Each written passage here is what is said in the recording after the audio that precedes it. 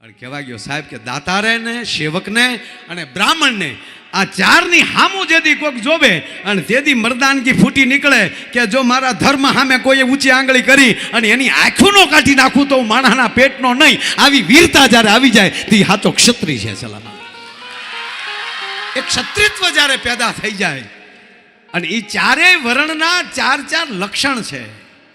ચારેય વર્ણના ક્યારે, કેમ, કેટલું અને શું કામ. એટલે 16 એ 16 સંસ્કાર થયા. અને એક સંસ્કારના બબ્બે લખણ છે કે ક્યારે હા પાડવી ને ક્યારે ના પાડવી, ક્યારે હકારાત્મક થવું ને ક્યારે નકારાત્મક થવું.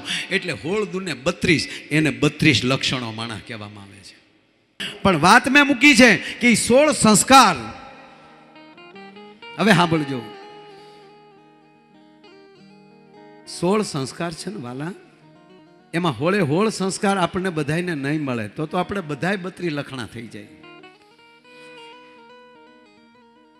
દાખલા તરીકે 16 સંસ્કારમાં આપણે અગ્નોપવિત સંસ્કાર એટલે ભૂદેવોને બ્રહ્મદેવતાઓને જે અગ્નોપવિત સંસ્કાર મળે એ કદાચ આપણને ન મળે. અમુકને કાન વિધવાના કર્ણવેધ સંસ્કાર કહેવાય, એ અમુકને ન મળે, તો 16 ન મળે. પણ મારે વાત એ કરવી છે, મારી માતાઓ એટલી બધી સંખ્યામાં બેઠી છે અને તાળવીના ગળાથી એકવાર વધાવો એટલી સંખ્યામાં મારી માવું બેઠી છે. પાયાની વાત એ કરું, આ વાત મારી માતાઓ ખાસ સાંભળે. તમારા બાળક તરીકે, તમારા ભાઈ તરીકે, તમારા દીકરા તરીકે પગે લાગીને કહું કે એક વાત અમારે આ ખાલી બહેનો બેઠા છે એ માટે આ વાત કરું છું કે બધાય સંસ્કાર કદાચ બધાને ન મળે પણ ગર્ભ સંસ્કાર તો બધાને મળે છે. અને ગર્ભ સંસ્કાર કેવલ ને કેવલ માં આપી શકે. મેં વાત કરી ને, બેન વગર ભાઈ રૂડો ન લાગે. ઘરે બેન ન હોય તો એ ભાઈ રક્ષાબંધનથી ભાઈ ન કહી શકાય. આમ ભાઈ થતો હોય પણ બેન પાસે જે હોજો ભાઈ થઈને આવ્યો હોય રૂડો લાગતો હોય એ તો બેન પાસે જ ભાઈ રૂડો લાગે. બાકી ભાઈ જાન ખરી વાત આવી છે મગજમાં એટલે કહું છું મારા વાલા, ભૂલતા નહીં આ વાત. અનેક ચેતનાઓ હું તો મને તમને એમ લાગશે કે માયાભાઈ ગાંડ પણ કરે છે, પણ ક્યારેક ક્યારેક આમ બેઠો હોઉં ત્યારે એમ થાય કે અનેક ચેતનાઓ, મહાન ચેતનાઓ, રાણા પ્રતાપ જેવાની ચેતનાઓ, શિવાજી જેવાની ચેતનાઓ, મહાન ભક્તોની ચેતનાઓ, વિવેકાનંદ જેવાની ચેતનાઓ, રામ અને કૃષ્ણ જેવાની ચેતનાઓ એ આકાશમાં ફરે છે. એ માં ગોતે છે કે અમારે કોની કુખે અવતરવું, ત્યાં ફરીવાર પાછા ધરતીમાં આવીએ સાહેબ. જે માવું એ સાધના કરી છે, જે માએ ગર્ભના સંસ્કાર આપ્યા છે એ ગર્ભના સંસ્કાર કહેવાય ગયો સાહેબ. એ માને એ ગોતતા હોય છે અને એટલે જ મને યાદ આવે. હે જીજાબાઈ શું કહે છે? ક્યાંય પેટમાં પોઢી એ જ સાંભળેલી શિવે રામ લક્ષ્મણની વાત. જીજાબાઈ કહે છે કે હે શિવાજી, તું પેટમાં હતો ને તેથી મેં રામ અને લક્ષ્મણની વાતો સાંભળી છે. માં જીજાબાઈ કહે છે કે હે શિવાજી, તું પેટમાં હતો ત્યારે મેં રામાયણના પાઠ કર્યા છે. અને એમાંય મારે વાત કરવી હોય તો હવે અગત્યની વાત, મારે શિવાજીના આલણાને 2 કડે ફરમાઈશ છે તો લઈ લઈ. પણ ગર્ભ સંસ્કાર આવ્યા, માતાઓ અહીં બેઠા છે, ગર્ભ સંસ્કારની વાત આવે એટલે કહું બાપ, માતાઓને પગે લાગીને કહું, ઉદરમાં સંતાન હોય ને એ 8 જ મહિના તમે રામાયણ અને ભાગવતના પાઠ કરજો. અને એ પરિવારના એ દીકરી જે સગર્ભા છે એની સાસુઓને પગે લાગીને કહું કે તમારી પેઢીનું ઉત્તમ સંતાન જોતું હોય ત્યારે 8 દિવસ એ દીકરીની સેવા કરજો, એને મંદિરિયામાં રાખજો, એને ભાગવત વંચાવજો, એની પાસે રામકથા વંચાવજો. એની પાસે મોબાઈલમાં એવું લાગે તો ગીતાજી ચાલુ કરાવી દેજો, રામકથા ચાલુ કરાવી દેજો. એ 8 મહિના, 1 મહિનાનો ગર્ભ થઈ જાય ને પછીના જે 8 મહિના એ જે માવું આ પાઠ કરે ને એ છોકરાઓને તમારે મોટાથી સલાહ નહીં દેવી પડે, કારણ કે એ પાયાના ખાતરમાલી જેવું ઉત્તમ સંતાન પ્રાપ્ત થશે. અત્યારે પરિસ્થિતિ શું છે ખબર છે? કોઈ માવુને એના દીકરાનું ધ્યાન નથી રાખવું, હાહુના દીકરાનું ધ્યાન રાખવું છે.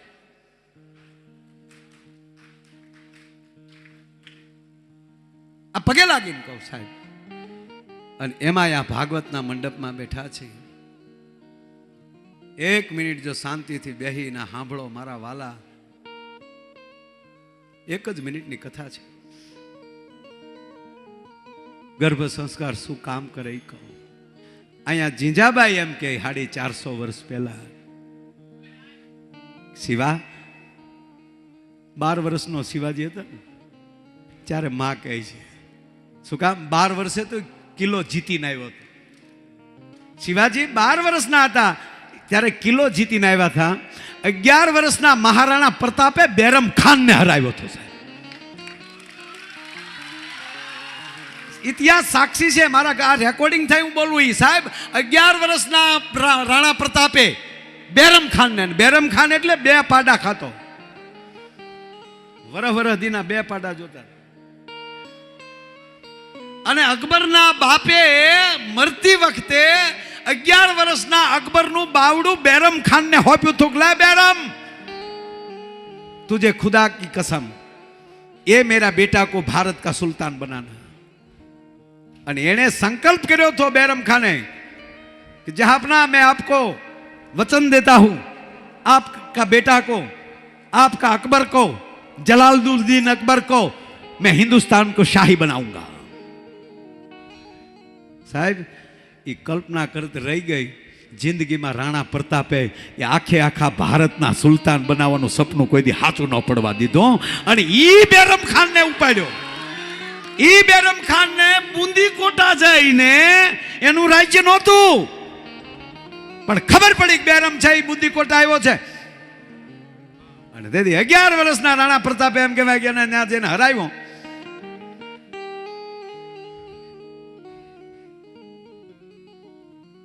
હવે જયવંતાબાઈ કહે છે સાહેબ પ્રતાપ, અહીંયા શિવાજીને જીંજાબાઈ કહે એવી જ રીતે એની પહેલાની આ ઘટના રાણા પ્રતાપને કહે છે જયવંતાબાઈ. ઘટના એક એવી બને છે કે 11 વર્ષની ઉંમરે પાછા રાણા પ્રતાપ હથિયારનો ત્યાગ કરે છે. 11 વર્ષનો યુવાન પ્રતિજ્ઞા લે હથિયાર નહીં લઉં. તેથી માં બાવડે પકડીને ઓરડામાં લઈ ગઈ. એ એવા ખંડમાં લઈ ગઈ માં કે જેની હાથ પેઢીના ફોટા પડ્યા છે. સૂર્યવંશના રાઘવેન્દ્ર સરકારની મૂર્તિ વચ્ચે છે કે તું રઘુવંશનો છો, તારો દાદો સૂર્ય છે,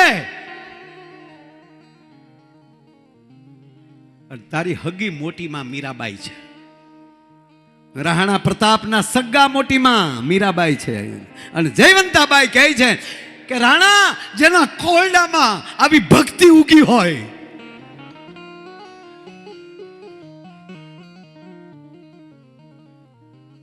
રાણા પ્રતાપના મોટા પોતાના પિતાજી એટલે ઉદયસિંહજી મોટા રાણા વિક્રમસિંહ, એથી મોટા રાણા ભોજ અને રાણા ભોજના અર્ધાંગના એટલે માં મીરાબાઈ.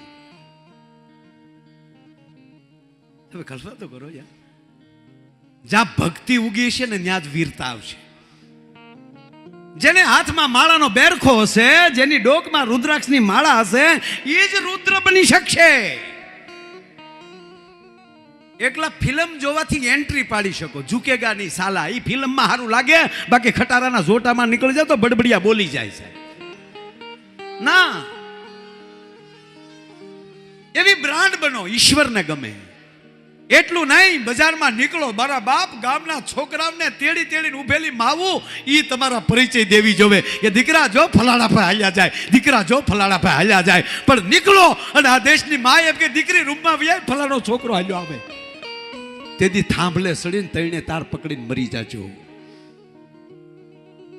તમે નીકળો ને તમારો પરિચય કરાવવા માટે ઈ માવતરો છોકરાને લઈને આવે કે જો ફલાણા ભાઈ જાય, એ ભાઈ મારા દીકરાને તમારે એને ફોટો પડાવી જો. અને મારા દ્વારકાધીશની સાક્ષીએ અજીતભાઈ કહું, મોગલની સાક્ષીએ કહું કે જુવાન દીકરીઓને ઊભી એના બાપા અમને ઊભા રખાવે ને જુવાન દીકરીને એમ કે માયાભાઈ મારી દીકરીને ક્યારનો તમારે ફોટો પડાવો. અને દીકરીને બાજુમાં હું રાખે ને હગો બાપ ફોટો પડતો હોય ત્યારે એટલું કહું કે હે દ્વારકાધીશ, મરીએ ચાહુથી અમારી આબરૂ આવી રાખજે, અમારે બીજું કાંઈ નથી. આ નરું સત્ય કહું મારા વાલા, આ મોગલની કૃપા છે. તમે કલ્પના તો કરો યાર, જુવાન દીકરીઓ બાજુમાં ઊભી હોય ને એના પિતાજી ફોટો પાડતા હોય, ત્યારે દ્વારકાધીશને કહું બસ બસ એવું લાગે તમારો છેલ્લો પ્રોગ્રામ રાખજે, પણ આવીને આવી મરીએ ત્યાં સુધી અમારી આબરૂ રાખજે. ભાવે કભાવે વાલા તારા ગુણ ગાની છે, ગાવા ગાવા મારે મોગલ તારા ગીત,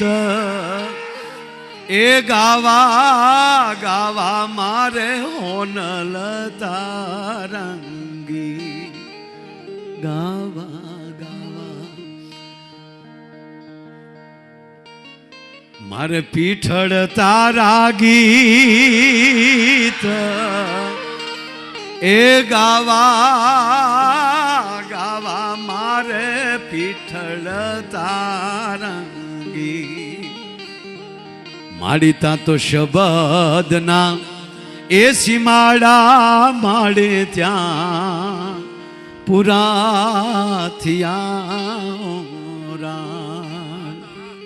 તા તો શબદના એ સીમાડા માડે ત્યાં પૂરા થયા. મારો કહેવાનો સોર કે જ્યાં સંસ્કાર હશે એનો એક વાર મેં કીધું ને કે એક જ મિનિટ મારે વાત લેવી છે. બે ત્રણ બહેનો ખાલી ઊભા છો એને વિનંતી કરવા એક વાત કરું ત્યાં સુધી 2 મિનિટ માટે આ વાત સાંભળીને જાજો, કારણ કે આ વાત છે ને એ આખી રાતનો પ્રાણ છે.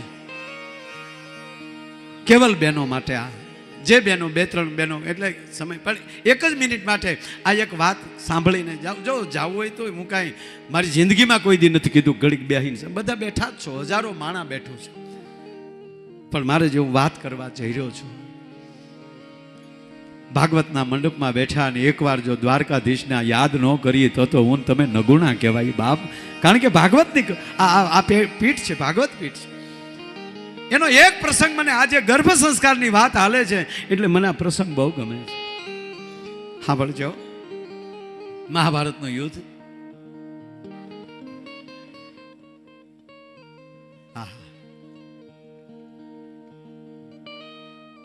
એકવાર ઘટના એવી બને છે, ભગવાન કૃષ્ણ અને અર્જુન થોડાક દૂર વયા જાય છે અને ભગવાન કૃષ્ણ અને અર્જુનની ગેરહાજરી જોઈ અને કૌરવોએ કપટ રચીને હાથકોઠાના યુદ્ધની રચના કરી નાખી. ત્યારે હાથકોઠા કોઈ જાણી શકે એવું અર્જુન અને ભગવાન કૃષ્ણ સિવાય બીજું કોઈ હતું નહીં. અને ધર્મરાજ યુધિષ્ઠિર મૂંઝાણા છે, બીડું મૂક્યું છે. સાંભળજો યુવાનો, બીડું મુકાણું કે આ હાથકોઠાનું યુદ્ધ કોણ જીતે. પરિવારની પ્રતિષ્ઠાનો સવાલ હતો.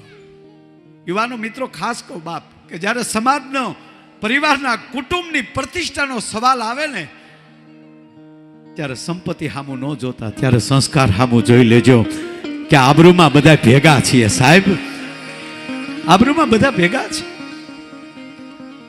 અને તેથી 21 વર્ષનો અભિમાન્યુ હતો બાપ, અર્જુનનો દીકરો,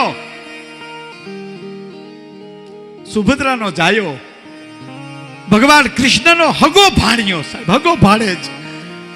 એ અભિમાન્યુ આવી 21 વર્ષના યુવાને સાહેબ દાદા ધર્મરાજ યુધિષ્ઠિરને કહે છે કે લાવો દાદા, ચિંતા ન કરતા મોટા બાપુ, સાતકોઠાનું યુદ્ધ તમારો અભિમાન્યુ લડશે. વાત બહુ મોટી પણ યુવાનો લઈ લો આ વાત. હું વાંચતો હોઉં ને ત્યારે સાહેબ એમ થાય ભાઈ ભાઈ ભાઈ.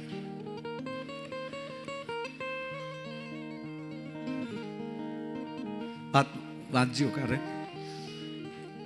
6 કોઠા સુધી અભિમાન્યુ લડે છે, 7મો કોઠો ન જીતી શક્યો. અતિ કરુર હત્યા, જેવી રીતે હમણાં પુલવામા જે આર્મી વાળા આજે 2 દી પહેલા જે ઘટના બની પહેલગામમાં, આવી કરુર હત્યા યુવાનોની જોઉં ને ત્યારે મને અભિમાન્યુ યાદ આવે. સાહેબ અભિમાન્યુ રાડ્યું નાખતો હતો હાથમાં કોઠામાં. દુર્યોધન દાદા મારા હાથમાં હથિયાર નથી, દુર્યોધન દાદા હું રથ ઉપર નથી, એ દાદા, એ ગુરુદ્રોણ,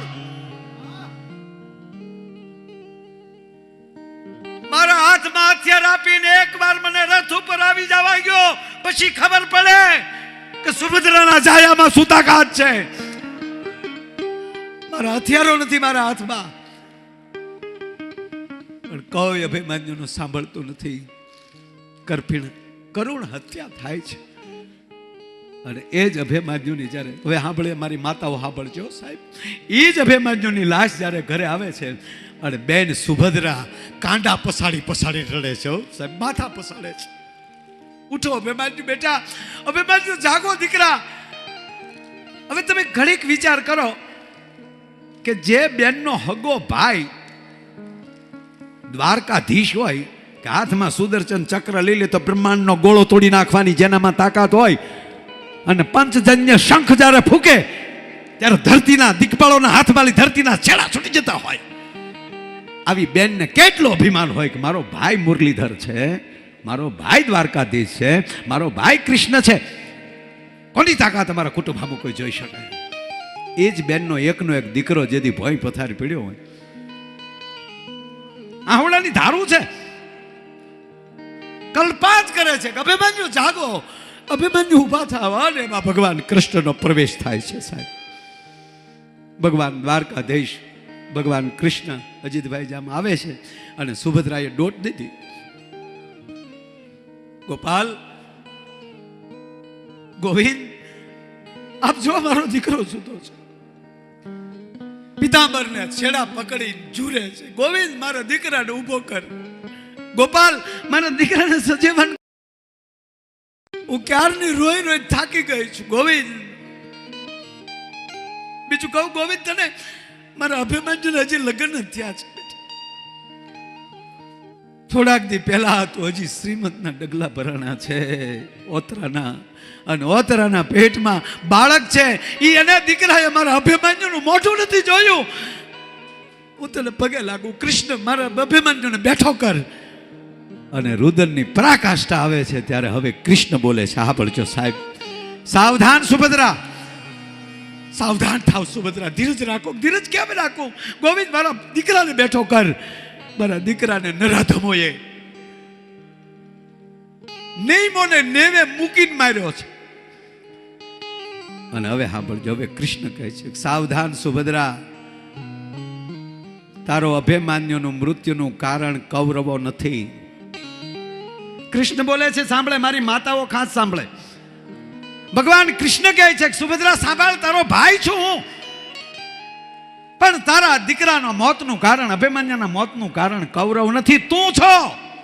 ગોવિંદ, હા બેન, અભિમન્યુના મોતનું કારણ તું છો. ગોપાલ, હા બેન, માફ કરજે કૃષ્ણને. પણ યાદ છે તને કે અભિમન્યુ જ્યારે પેટમાં હતો 22 વર્ષ પહેલા, તને ભૂલાઈ ગયો છે? પણ જ્યારે ભગવાન કહે છે સાહેબ, વિષ્ણુ પુરાણમાં પણ એકવાર લક્ષ્મીજીને કીધું છે કે જ્યારે હું બોલતો હોઉં ત્યારે અસ્તિત્વ જ્યારે મને સાંભળે નહીં અને મારા બોલેલા શબ્દો એ સ્વીકારે નહીં અને એ રસ્તે ચાલે નહીં, ત્યારે હું તો માફ કરી દઉં પણ મારું અસ્તિત્વ એને માફ નથી કરતું. સુભદ્રા સાંભળ, તારા દીકરાના મોતનું કારણ કૌરવો નથી, તું છો. કે કઈ રીતે ગોપાલ? તાક સાંભળ, આ જે દી પેટમાં હતો તે દી એકવાર રાતે હું આવ્યો અને મારી બેન તને મારી બાજુમાં હું બેહાડી, મારી સામે મેં તને આસન આપ્યું અને હું તારી સામે બેઠો અને હું તને 7 કોઠાની વાર્તા કહેતો હતો, યાદ છે? તાકે હા. તાકે 6 કોઠાની વાત મેં કરી ત્યાં સુધી તે સાંભળી, 7મા કોઠાની વાત ચાલુ કરી અને તું સૂઈ ગઈ, તને નીંદર આવી. એ તારી નીંદરે તારા દીકરાને આજે કાયમ સુવડાવી દીધો. બાકી 7 કોઠા જો તેદી તું સાંભળી ગયું હોત ને તો પૃથ્વીના ગોળામાં કોઈના બાપની તાકાત નહોતી કે મારા અભિમન્યુનો વાળ વાંકો કોઈ કરી શકે સાહેબ. માટે પેટમાં પોઢીને સાંભળેલી શિવે રામ લક્ષ્મણની વાત.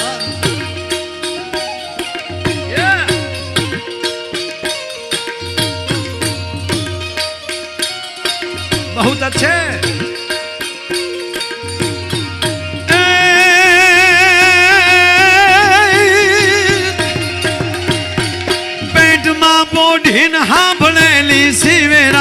લક્ષ્મણની વાત રે, બાપ રામ લક્ષ્મણની વાત. બાલુડાના મુખ સે દીધી, ઉડી એની ઊંઘ તે દીધી. શિવાજીને નીંદરું નાવે, માતાજી જબાય ઝુલાવે. શિવાજીને નીંદરું નાવે, માતાજી જબાય ઝુલાવે. શિવાજીને નીંદરું નાવે, માતાજી જબાય ઝુલાવે.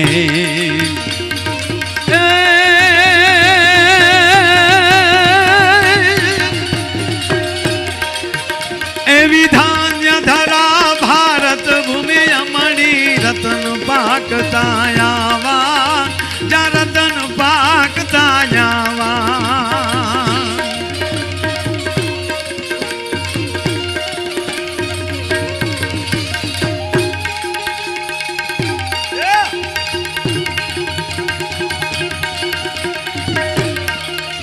યહો બાપ.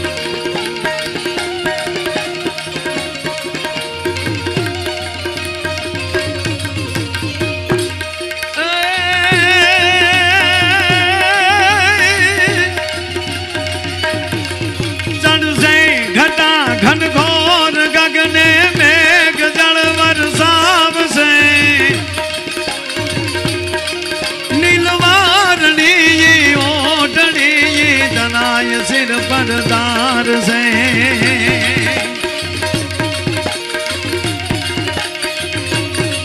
गहकार करता गिर मोरा पीऊ जन पोकार से. में सौराष्ट्र में ये याद है मु, अब से जी याद है मुझाम से. ए विधान धरा भारत भूमि अमणी, रतन पाकता आवा, जा रतन पाकता आवा, जा रतन पाकता आवा, जा रतन पाकता. बोलिए पिठाड़ मात की, द्वारिकाधीश की, भारत माता की, हनुमाई मात की, मोगल मात की. नमः पार्वती पति, हर हर महादेव. आभार, धन्यवाद धन्यवाद धन्यवाद.